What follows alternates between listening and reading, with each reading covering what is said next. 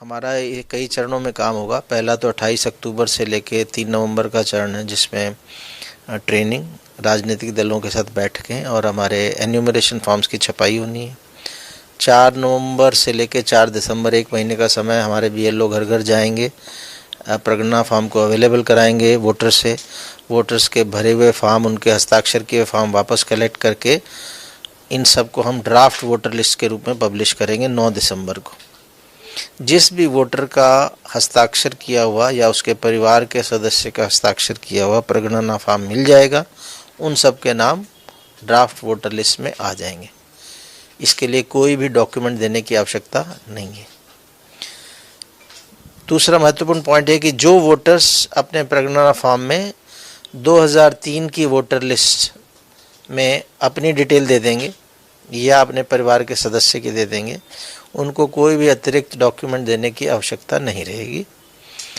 ऐसे वोटर्स जो 2003 में ना तो वोटर लिस्ट में थे, ना उनका कोई परिवार का सदस्य था, उन वोटर से अपेक्षा होगी कि उनको एक डॉक्यूमेंट देना होगा। वो 13 डॉक्यूमेंट्स की एक लिस्ट है भारत निर्वाचन आयोग की।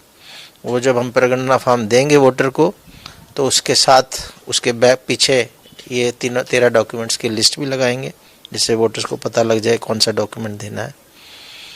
और 9 दिसंबर को जब ड्राफ्ट वोटर लिस्ट पब्लिश होगी, उसके बाद यदि किसी वोटर को अपना नाम बढ़ाना है, उसमें नहीं आ गया, छूट गया, या किसी गलत का नाम अंदर आ गया, किसी को शिकायत है, तो दावे और आपत्ति का समय वो बोलते हैं, वो 1 महीना चलता है, 9 दिसंबर 2025 से 8 जनवरी 2026 तक।